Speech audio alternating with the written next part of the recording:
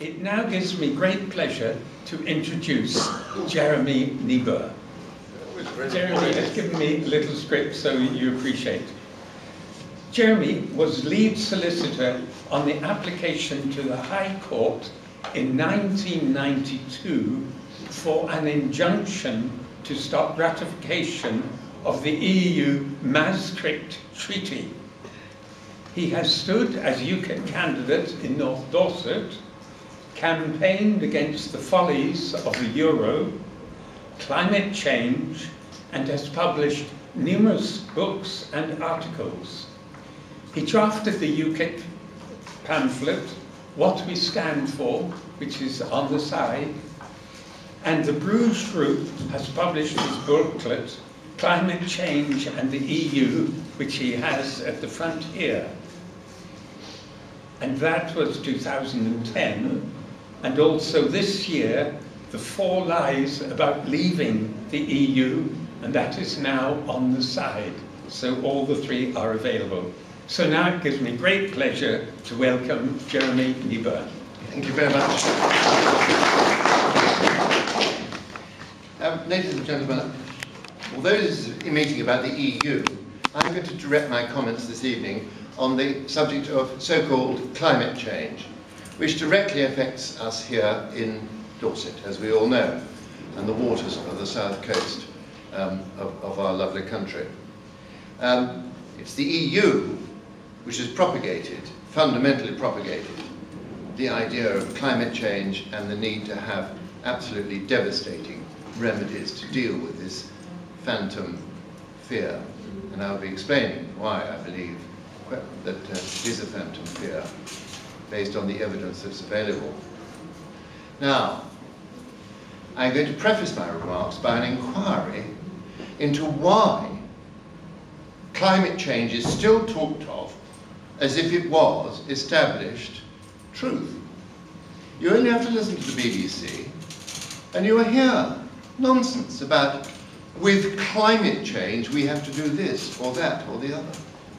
Even David Attenborough falls into the trap, as if polar bears were declining in numbers, when in fact they've increased by nearly 3 times in number since 1995. It is assumed that climate change is happening and that it is going to be damaging to humanity. Now, on the 29th of October 2008, the House of Commons voted for a bill imposing a legal obligation on all governments for the next 42 years to reduce CO2 emissions to a level equivalent to 20% of the 1990 level. Bear in mind that CO2 emissions nearly doubled in that period, so we are talking about 10% of the real level. Compliance with this fantastic piece of legislation would utterly devastate our economy. Our industry could not function, our power stations could not supply power, and the country not only would be in the dark and bust, but there would be serious, serious civil unrest. Not only that, the cost of this is beyond thinking about. The government's own estimate, which was on the basis of a reduction to 40% of the 1990 levels, was that this would cost over 200 billion. The estimate of the benefits, again by the government, was just over 100 billion. So even on their figures, at a higher threshold than was actually adopted, we're talking about a cost-benefit deficit of 2 times, twice the amount of cost. The cost would be twice the amount of the perceived benefit. And yet, 463 members of Parliament, I'll say that again, 463 members of Parliament voted for this fantastic, insane piece of legislation. only 3 members voted against it, and only 1 declared against it on the grounds of cost, which he elaborated fully in the House, Peter Lilly. And who put this legislation forward? Who drove it forward? Why, it was Mr. Ed Miliband, who presumes to offer himself up, posturing as the saviour of the planet, as the next Prime Minister of our country. How did all this come about? How did this all come about? Bear in mind, ladies and gentlemen, that the temperature in 2008 fell by as much as it had risen during the preceding 70 or 80 years. It has fallen on an average since 1998 by a certain amount, by a small amount, 0.01 degrees on average, but it is falling. It is not rising. That is the truth of the matter. That is what the Met Office have published. Sorry. Not a bit, come in. So I want to talk about how do we get to a situation where our country's economy is at serious peril, where the lights are going out, where industry is not relocating here because of the cost of power. Indeed, it is going elsewhere. How do we get to a situation when only 3 members of the House of Commons vote against a bill which is going to destroy our economy on the grounds of a perceived threat which does not exist? How does this come about? People say, well, surely if they all vote for it, it must be true. And I say to you this, I've thought about this very much, and that's why I want to spend a bit of time talking about it, that it comes from belief, by which I mean conviction unrelated to evidence or empirical deduction. Unrelated to evidence or empirical deduction. After all, you can believe in anything. Anything you like. The Christians believed all sorts of things in the Middle Ages of various kinds and killed each other relentlessly for people who disagreed. You can believe in anything you like. You can believe the world is flat. You can believe anything you like. And it leads to superstition, and it leads to fanaticism. And it cannot be dispelled by reason, as it is by its nature unreason. Let's have a look at this in terms of how this, what does this mean in the political world?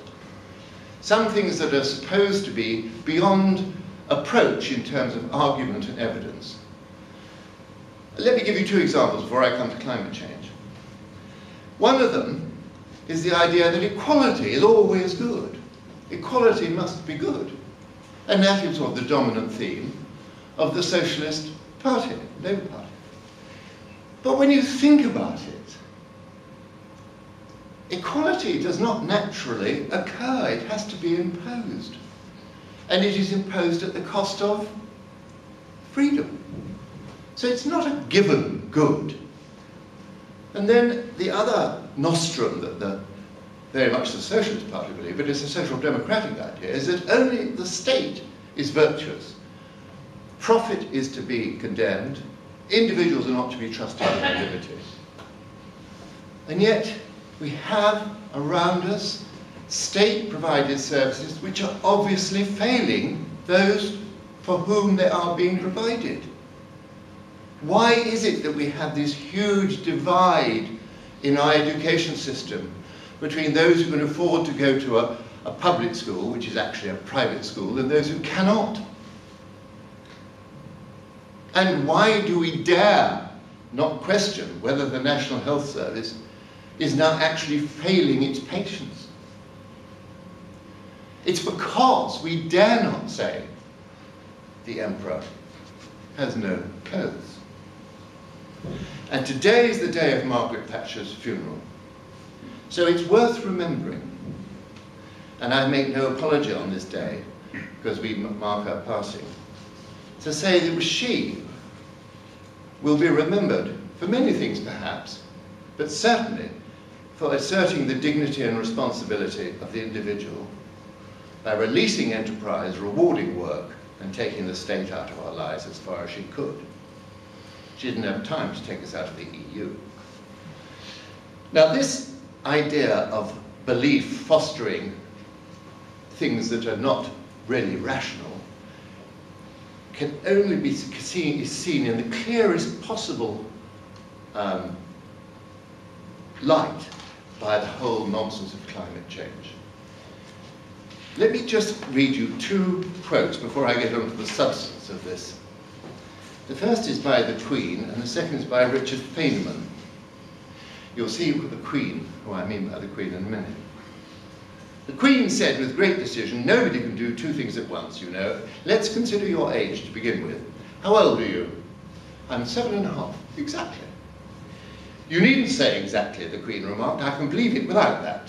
Now, I'll give you something to believe. I am just 101, 5 months and a day.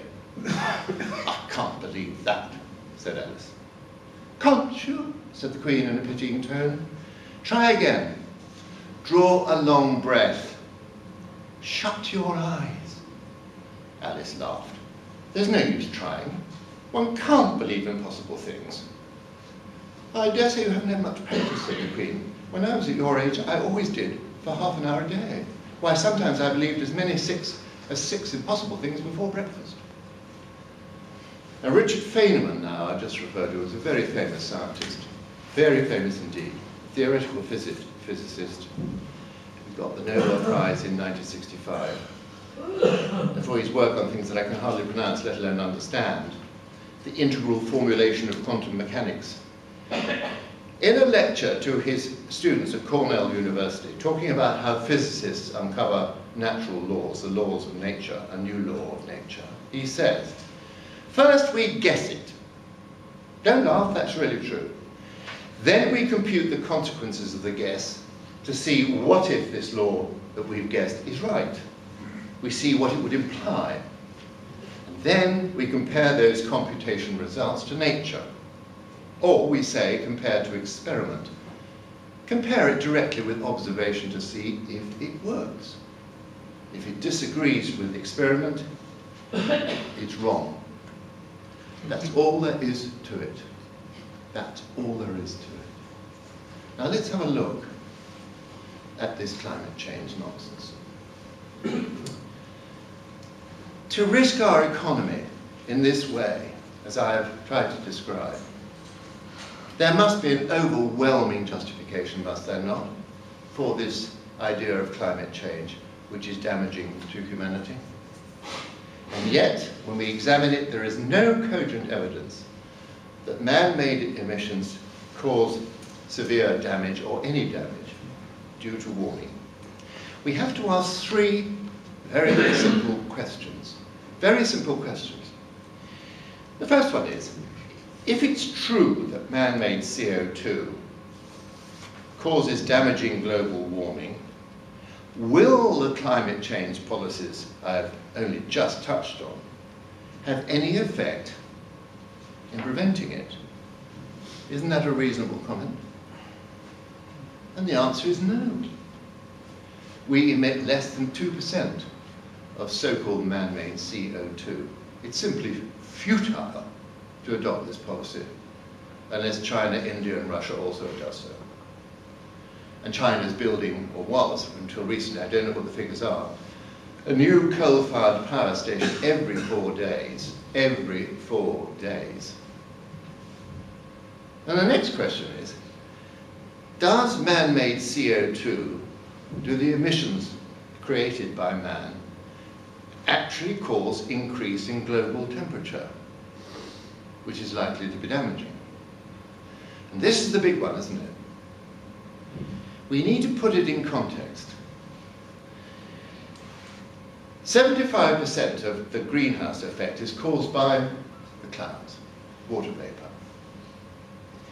Only 3.3%, a little over 3%, of CO2 is actually due to human activity. And that only comprises, wait for it, 0.0385% of atmospheric gas. But the key thing is there's no correlation between increases in CO2 and temperature rises. CO2 has risen steadily with the commencement of the industrial age. From 1850 to 2010, it rose from 280 parts per million to 380. It's over that now. Between 2000 and 2010, it was rising by 3% a year, as you'd expect. As the carbon is extracted from the soil and consumed, it turns into CO2. When it turns into CO2, it forms an atmospheric gas, but is then reabsorbed largely by plants, but very substantially by the oceans. That's the cycle. There's no more or less carbon than there was at the beginning of it all. Temperature changes, however, have been chaotic. They follow no pattern. There is absolutely no correlation. Let me take you through it. Between 1910 and 1940, global temperatures rose by 0.4 degrees.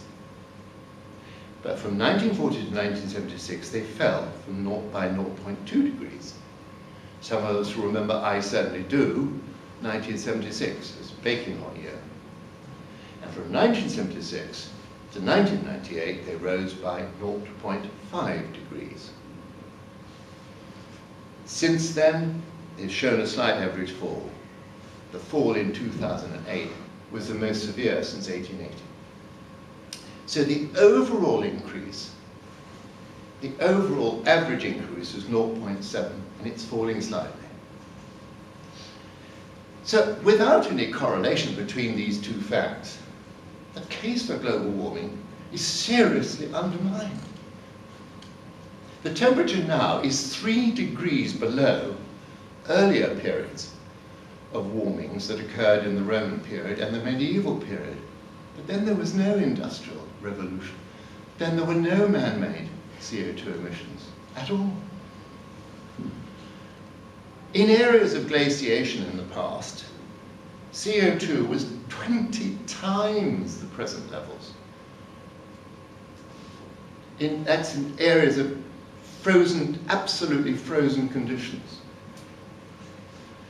Nor is there any tipping point when this increase of gas is going to have a terrible effect.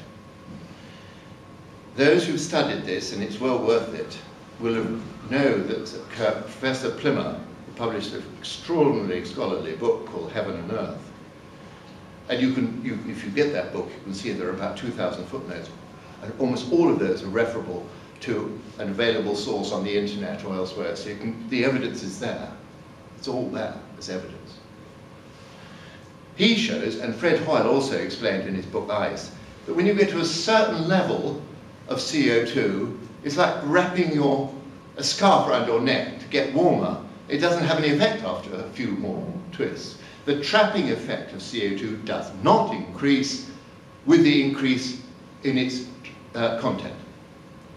Once you've got to 400 approximately parts per million, round about where we're now, it does not have any further effect. It's like blocking your ears, you know, it's only so effective after a certain point. I'm not making that up. That's in his book. And I've got the reference. And the ice core evidence from the past, because we have to find out what's happened in the past. Sir David King, who sported himself as the chief scientific advisor to this government, gave evidence to the House of Commons Special Committee, or House of Lords Special Committee on so-called climate change.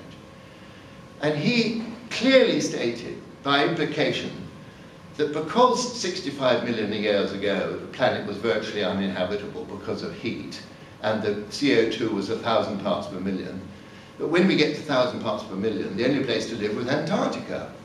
He's decided to deny that, but if you look at the actual statement, which I have done today, that is the unequivocal implication. It's nonsense.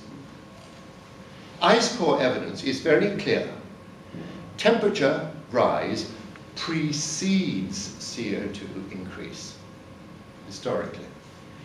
And the reason is obvious, because as the temperature increases, so the oceans release their CO2. That's what happens. And even if the temperature rises by 3 degrees this century, which it shows absolutely no sign of doing, it is entirely beneficial. The International Panel, or Governmental Panel on Climate Change, in its report in 2007, itself states that at 3 degrees this is entirely beneficial for agriculture because CO2 and carbon is the essential component of organic life. It's the critical component of organic life. And then let us ask the last question. Is the planet heating up? Well, I produced here, which you can take later, a graph which I got off the internet, which was published by the Daily Mail, and it shows the IPCC forecast of climate change, global warming. The dark red bit in the middle is shown as climate increase, the global warming increase, with a 75% degree of certainty. The pinky bit is the official prediction to a 95% degree of certainty. The black one is the Met Office, which is not known for its impartiality on climate change. Indeed, it's mired in prejudice because of the emails and the suppression of evidence. And the infamous hockey stick graph by Michael Mann. That shows the temperature is falling off the graph so far as it does it depart, in reality, from the alarmist forecasts disseminated by that body. And so temperatures are not increasing. They have not increased since 1998, that is 15 years. And the word is that we can expect them to remain stable or fall slightly for another 10 or 20 years. None of these facts are in serious dispute. So why are we taking our economy to the edge of ruin? In the United States, they found so much shale gas that the United States is now reindustrializing. Industries are migrating to the United States because the energy cost has dramatically fallen. In the United Kingdom, we are losing industries because of the cost of power. There's a large aluminium smelter in Cheshire, which has recently closed, mainly because of the cost of power, not exclusively, but mainly. With industry paying up to 70% more for its power in 2020 than it did in the previous 10 years, from 2010, how can industry lay off those costs? It cannot. That is what we are facing. It isn't just the poor who cannot afford these fuel bills, and they are rising astronomically, as we all know. And the reason they are rising is because the government is providing wholly unaffordable subsidies for wind and green energy, which is utterly futile. It's futile. There is no possibility of these sources of energy for meeting our energy gap. Now I'll just conclude, because I'm sure there will be lots of questions. I'd like to conclude with what the position is now with regard to the government's policy.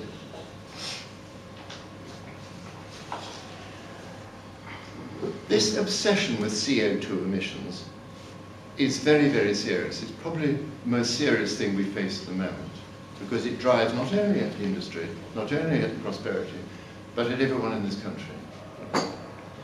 It's led to a futile and complete submission to the delusion that wind power is clean, cheap, and renewable. A scandalous failure to assure for us the security of our energy supplies, free from dependence on fossil fuels, which only nuclear can provide, and the imminent crippling of industry by these incredible costs. Now we are seeing the consequences of this policy. Didcot closed, coal power station closed very recently. Another coal-fired power station closed the subsequent week. We're going to lose 40% of our generating capacity within the next 3 to 5 years. 40% of our generating capacity within the next 3 to 5 years. We cannot meet this shortfall except by an immediate program of gas-fired stations, so increasing our dependence on foreign supplies. And so it is, ladies and gentlemen. I will answer questions about the futility of wind power, but I have a feeling you probably know about this. I can explain that more perhaps in questions. But I think that's enough from me, as it were, in terms of